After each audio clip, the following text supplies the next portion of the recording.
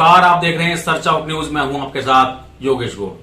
आइए शुरू करते हैं खबरों का सिलसिला और सबसे पहले आपको लेकर चलते हैं यूपी के शाहजहांपुर में, जहां सीजेएम कोर्ट में गोली लगने से एक अधिवक्ता की मौत हो गई। पुलिस मौत के कारणों का पता लगाने में जुट गई। शाहजहांपुर सीजेएम कोर्ट में एक अधिवक्ता की गोली लगने से मौके पर ही मौत हो गई। इस संबंध में जानकारी देते हुए वरिष्ठ पुलिस अधीक्षक शाहजहांपुर ने बताया कि अधिवक्ता भूपेंद्र सिंह अपने कुछ निजी मामलों की जानकारी लेने सीजेएम कोर्ट में पेशकर के पास पहुंचे थे। इसी दौरान कोर्ट में मौजूद लोगों ने गोली चलने की आवाज सुनी और अधिवक्ता भूपेंद्र सिंह को लहूलुहान जमीन पर पड़े हुए देखा। उन्हें आनन फानन में अस्पताल ले जाया गया, लेकिन उनकी मौके पर ही मौत हो चुकी थी। वरिष्ठ पुलिस अधीक्षक के अनुसार अधिवक्ता की लाश के निकट देसी तमंचा बरामद हुआ है। पुलिस मामले की छानबीन कर रही है।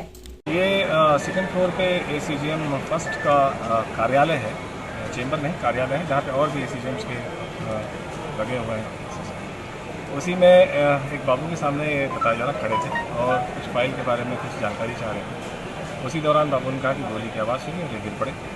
उन्हीं के पास में एक 315 बोर का कट्टा भी मिला है और वहाँ आसपास और कोई इनके खड़े होना नहीं बताया गया बाबू द्वारा। अभी उनसे हालांकि तफसील से पूछताछ भी होगी कि क्या घटनाक्रम रहा होगा, लेकिन अभी तक की जो बातें आई हैं उससे ऐसा लगता है कि ये अकेले वहाँ खड़े थे, उनके आसपास कुछ था नहीं और गोली लगने की वजह से ये नीचे गिर पड़े और उनके पास में कट्टा भी मिला है। जो फॉरेंसिक टीम है उसको तुरंत बताया गया, वो आके उसने अपनी कार्रवाई की है। जो साइंटिफिक एविडेंसेस कलेक्ट करने होते हैं वो उन्होंने किया है। उसके हैंड स्वैप भी लिए गए हैं जो सीज्ड हैं उनके, और बाकी चीज़ें जो उनकी चोटें होंगी उनके लिए उनकी पोस्टमार्टम के लिए 3 डॉक्टरों के पैनल से वीडियोग्राफी के साथ में किया जाना बताया गया है, तो कर लिया जाएगा। और इसके अलावा जो प्राइमा फेसाई जो बातें आ रही हैं उनमें ऐसा बताया जाता है कि सुरेश कुमार गुप्ता हैं, ये भी पहले अभी 2020 में ये वकील हुए हैं, उसके पहले इनका कोचिंग वगैरह कुछ चलता था। सुरेश कुमार गुप्ता भी 2019 में वकील हुए हैं। इन दोनों के बीच में 7-8 मुकदमे पहले से इसी मकान की किराएदारी को लेकर शायद हैं, अभी चल रहे हैं। इसी सिलसिले में शायद ये पता भी करने आए थे बाबू से, जो सूचना इनको चाहिए थी। और आगे पीएम में जो चीज़ें आएंगी उसके आधार पे और बाकी चीज़ों के आधार पे कार्रवाई होगी। प्रमेय फसाई ऐसा अभी लगता है कि क्योंकि उनके पास में कट्टा भी मिला है और जो चोट है वो पॉइंट ब्लैंक लगती है, तो इस आधार पे अभी मेरे द्वारा कुछ कहना उचित नहीं होगा, लेकिन पीएम रिपोर्ट में चीज़ें और भी स्पष्ट हो जाएंगी वहाँ क्या करना है। रविवार को मोदीनगर के भूपेंद्रपुरी में एक मकान में भयंकर आग लग गई, जिसमें लाखों रुपए का माल जलकर स्वाह हो गया। मकान मालिक और पड़ोसियों का कहना है कि पुलिस ने इस मामले में जरा भी सहयोग नहीं किया। आइए जानते हैं सारा मामला क्या है। भूपेंद्रपुरी वार्ड 2 रेलवे स्टेशन के सामने निकट तिवारी बेकरी की महिला रमारानी तोमर पत्नी स्वर्गीय मामचंद के घर में लगी आग से लाखों का नुकसान हो गया। रविवार को दोपहर अज्ञात कारणों से घर में लगी आग ने रमारानी तोमर के घर को जलाकर राख कर दिया। आग लगने का कारण बिजली के शॉर्ट सर्किट होना बताया जा रहा है। आग को मोहल्ले वालों की मदद से बुझाया गया। पुलिस के रवैये के खिलाफ रमारानी तोमर की क्षेत्र दरोगा से काफी नोकझोंक हुई। फायर ब्रिगेड की गाड़ी भी तब पहुंची जब मोहल्ले वालों ने आग पर काबू पा लिया। रमारानी तोमर के 2 बेटे जो यूपी पुलिस में इंस्पेक्टर और दूसरा बेटा स्टेट बैंक में मैनेजर के पद पर बाहरी नौकरी करते हैं। रमारानी तोमर अकेले ही रहती हैं। वे डाकघर में अभिकर्त्री हैं। घर में जिस वक्त आग लगी वे किसी काम से बाहर गई हुई थी। घर में आग देखकर मोहल्ले वालों ने रमारानी तोमर को फोन कर सूचना दी और आग बुझाई। मकान में ताला लगे होने के कारण सामान आग बुझाने तक जलकर राख हो गया। पुलिस के उदासीन रवैये से मोहल्ले वालों में रोष भी देखने को मिला। तो ना मेरे घर में जो है पूरे घर में बौछार पानी की करी हुई थी और इन बच्चों ने सारे सहयोग इतना करा, इनका इतना बहुत ज्यादा करा। पुलिस का फायर ब्रिगेड का भाई, और पुलिस जो है पुलिस को भी इन्होंने फोन किया। जब मैं आई थी तो 2 पुलिस वाले खड़े थे, एक दरोगा था और 2 उसके साथ सिपाही थे। उनको मैंने कहा भैया सिलेंडर निकलवा दो, सिलेंडर बाहर निकलवा दो। उन्होंने कहा हम इंसान हैं, हम कैसे निकलवा दें, हम तो इंसान हैं, हम क्यों निकलवा दें जी सिलेंडर, तुम निकालो सिलेंडर। मैंने कहा भैया इंसान तो हो, लेकिन तुम्हें जान माल की जिम्मेदारी दे रखी है सरकार ने, फिर तुम जब जान माल की तुम्हें जिम्मेदारी दी हुई है तो तुम अपनी निभा क्यों नहीं रहे हो अपने मौके पर। ये स्टार क्या तुम्हें दिखाने के लिए लगे। मैंने उसको काफी उसको यहाँ पे टॉर्चर करा, खूब धमकाया, खूब अच्छी तरह से उसकी क्लास ली और फिर कहने लगा मैंने की तू यहाँ तमाशा देखने आया है क्या, कह रहा तो हम चले जावे। मैंने की तो और करेगा क्या यहाँ खड़ा होकर। तमाशा देखने के लिए। चलो उसके बाद में जो है ना और उसके बाद में फायर ब्रिगेड का हाँ। हुआ। फायर ब्रिगेड जब आई वो फंसी रही, पता ना कहाँ फंसी रही। फोन जब करते गाड़ी रहे। पहुंची या नहीं पहुंची यहाँ पर? यहाँ पे आई बाद में। गाड़ी बहुत लेट पहुंची। लेकिन उस आग बुझाती पहुंचने वाला नहीं हाँ, था। आपका नाम प्रदीप कुमार क्या हुआ था? जी, आग लग रही थी बहुत तगड़ी है। पुलिस वालों को फोन करे के घंटे बाद तो जैसे हमें सूचना मिली कि हमें इस तरह से घटना हुई है, तो पहले हमारे पास LIU वालों को फोन आया कि इस तरह से तुम्हारे मोहल्ले में कोई घटना घटी है। तो मैं उस समय कहीं बाहर एक मौत हो गई, रिश्तेदारी वहाँ चले गए थे। तो हमने फ़ोन करा सब, तो हमारे अंकल जी हैं महकार सिंह जी, उनके बेटे ने जो है हमें फ़ोन करके बताया कि इस तरह से होगा। तो हमने भी एक दो को फ़ोन करा, तो मोहल्ले वालों ने काफ़ी सहयोग करके आग को बुझाया है और कोई जनहानि नहीं हुई है, माल की हानि हुई है और बड़ा ही दुखद है। और बहुत ही अच्छा परिवार है जिनका बहुत बड़ा नुकसान हुआ है, बड़ा दुख का विषय है। और प्रशासन के जो उदासीन रवैये का जो है ना, हम इसकी निंदा करते हैं। 6-7 लाख रुपए का नुकसान एकदम हैंड टू हैंड हो गया। और तो मोहल्ले में जो ना बुझाते हैं ना, तो क्या नाम पूरा एक दो मोहल्ले में लग जाती है। पड़ोसियों ने तो इस बिल ये भी करा भाई, सब दूसरे में चपेट में ना आवे, दूसरा मोहल्ला से तो चपेट में। आइए अब रुक करते हैं किसानों की खबर का। संयुक्त किसान मोर्चा के आह्वान पर आज देश भर में किसानों ने रेल रोको आंदोलन चलाया। किसान आंदोलन के तहत संयुक्त किसान मोर्चा द्वारा सोमवार को देश भर में रेल रोका अभियान के तहत गाजियाबाद के मोदीनगर में भी किसान यूनियन के लोगों ने स्टेशन पर रेल का चक्का जाम कर दिया और भारतीय किसान यूनियन व राकेश टिकैत जिंदाबाद के नारे लगाते हुए भारत सरकार से 3 कृषि कानून वापस लेने व MSP लागू किए जाने की मांग की। इस दौरान हरियाणा के सोनीपत में भी किसानों ने रेल रोककर अपना विरोध जताते हुए रेल की पटरी के ऊपर कसरत करते हुए सरकार को अपनी ताकत का संदेश देने का प्रयास किया। बता दें कि पिछले 10 माह से गाजीपुर यूपी गेट पर किसान 3 कृषि कानूनों को काला कानून बताते हुए धरना दे रहे हैं। मोदीनगर स्टेशन पर रेल रोकने वालों में किसान यूनियन के जय कुमार मलिक, पवन कुमार चौधरी उर्फ लालाराम बापू, मुखिया गुज्जर कुलदीप त्यागी, पप्पी नेहरा सहित दर्जनों लोग मौजूद रहे। फिलहाल वक्त है छोटे से ब्रेक का। ब्रेक के बाद आपको दिखाएंगे मेघालय के राज्यपाल और भाजपा के वरिष्ठ नेता सत्यपाल मलिक ने कैसे अपनी पार्टी को ही कटघरे में खड़ा कर दिया। देखते रहिए सर्च आउट न्यूज ताकि खबरें चर्चा में रहें। क्या आपको गंजेपन के कारण शर्मिंदा होना पड़ता है? क्या आप गंजेपन के कारण शादी व पार्टियों में शामिल होने से कतराते हैं? तो अब आपको सिर छुपाकर चलने की कोई जरूरत नहीं है, क्योंकि अब आपके शहर में खुल गया है परमानेंट हेयर पैच क्लिनिक।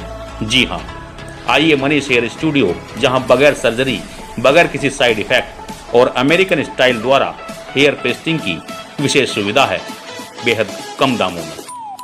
तो संपर्क करें मनीष चौहान, मोबाइल नंबर 7902031171 पर। ब्रेक के बाद एक बार फिर आपका स्वागत है। जम्मू एंड कश्मीर के राज्यपाल रहे और अब हाल फिलहाल मेघालय के राज्यपाल और भाजपा के वरिष्ठ नेता सत्यपाल मलिक ने अपनी ही पार्टी को कटघरे में खड़ा कर दिया है। उनका कहना है कि यदि किसानों की मांगे नहीं मानी गयी तो भाजपा का सफाया होना तय है। भाजपा के वरिष्ठ नेता और जम्मू कश्मीर के पूर्व राज्यपाल रहे और वर्तमान में मेघालय के राज्यपाल सत्यपाल मलिक का कहना है कि यदि भारत सरकार ने किसानों की मांगे नहीं मानी तो 2024 के चुनावों में भारतीय जनता पार्टी को बुरी तरह से हार का सामना करना पड़ सकता है। उन्होंने कहा कि किसानों में इस कदर सरकार के प्रति नाराजगी है कि यूपी के मेरठ बागपत मुजफ्फरनगर के गांव में भाजपा के नेता घुस नहीं सकते। अगर किसानों की मांगे नहीं मानी गई तो ये सरकार दोबारा नहीं आएगी। मेरठ से हूँ, मेरे यहाँ तो कोई बीजेपी का लीडर किसी गांव में नहीं घुस सकता है। मेरठ में, मुजफ्फरनगर में, बागपत में घुस नहीं सकता। मोदीनगर में प्रगतिशील समाजवादी पार्टी के नवनियुक्त जिला अध्यक्ष हाजी नूर हसन का जोरदार स्वागत किया गया। रविवार को प्रगतिशील समाजवादी पार्टी नगर अध्यक्ष दिग्विजय कश्यप के आवास पर नवनियुक्त जिला अध्यक्ष हाजी नूर हसन को सैकड़ों कार्यकर्ताओं ने जोरदार स्वागत किया। इस अवसर पर प्रसपा के राष्ट्रीय प्रवक्ता नाहर सिंह यादव, महानगर अध्यक्ष JP अग्रवाल, जिला महासचिव बुध प्रकाश त्यागी, हरिराज नागर विधानसभा अध्यक्ष, आदेश शर्मा नगर महासचिव, संजय सोनी नगर सचिव, सुनील कश्यप, बिट्टू त्यागी, रामपाल सिंह देशवाल, अवधेश मलिक, प्रेम कुमार सहित सैकड़ों कार्यकर्ता उपस्थित रहे। बैठक में आगामी 30 अक्टूबर को सामाजिक परिवर्तन रथ यात्रा के स्वागत को लेकर विचार विमर्श किया गया। सामाजिक परिवर्तन रथ यात्रा का मेरठ मोड़ गाजियाबाद पर सैकड़ों कार्यकर्ताओं के साथ मोदीनगर शहर व विधानसभा कमेटी स्वागत करेगी। आपने प्रेस कॉन्फ्रेंस कर दी, भाजपा में चले जाते, कोई बात नहीं। और एक और बड़ा कड़वा सत्य है, जो हमारे चौधरी साहब लोग हैं, भाजपा ये चाहती है इनको तोड़ो और सबके काम में कोड करते रहे। 5 उम्मीदवार मोदी से चौधरी हो गए भाजपा के, टिकट तो एक को मिलना तो 4 का तो नाश हो ही गया। लेकिन वो इतने होशियार हैं, वो अपने तरीके से जो गठबंधन है उनका राष्ट्रीय लोकदल है वहां जाएंगे बाकी सब लोग। अब हम अपने काम पे आए। हमारा काम, अगर लोग गौर कर लें जरा सी, जितने आप बैठे हो ये बताई ना बात, 2012 में सपा का दोबारा सत्ता आई, मायावती थी। तो आप सबको स्मरण करना चाहता हूं, जब किसान खुशहाल होगा तभी देश का व्यापारी धंधा खुशहाल होगा। राष्ट्रीय परशुराम परिषद द्वारा कोविड वैक्सीन का कैंप आयोजित किया गया। गाजियाबाद मोदीनगर के सोंदा रोड स्थित शिव मंदिर के निकट राष्ट्रीय परशुराम परिषद के नगर अध्यक्ष पंडित राकेश शर्मा के आवास पर सोमवार को वैक्सीन कैंप आयोजित किया गया, जिसमें दर्जनों की संख्या में आकर लोगों ने वैक्सीन लगवाई। वैक्सीनेशन कैंप में अर्बन प्राथमिक स्वास्थ्य केंद्र शिवपुरी मोदीनगर से डॉक्टर सिद्धांत शेरावत, पूजा, कोमल, कविता, मोनू आदि ने वैक्सीनेशन कैंप में वैक्सीन लगवाकर लाभ उठाया। सचिन शर्मा, मीडिया प्रभारी, राष्ट्रीय परशुराम परिषद मोदीनगर। आप सभी को बताना चाहता हूँ कि आज मोदीनगर सोंदा रोड स्थित राष्ट्रीय परशुराम परिषद के नगर अध्यक्ष पंडित राकेश शर्मा जी के आवास पर वैक्सीनेशन कैंप लगा हुआ है। आप सभी से निवेदन है कि आए और वैक्सीनेशन कराएं, वैक्सीनेशन लगवाएं। जो गठे में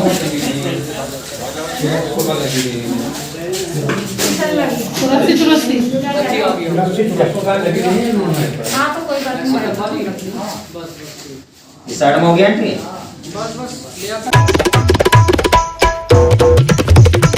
बुलंदशहर में हुई कराटे प्रतियोगिता में अमोघ मार्शल आर्ट संस्था के बच्चों ने जीते सिल्वर, गोल्ड और ब्रॉन्ज मेडल।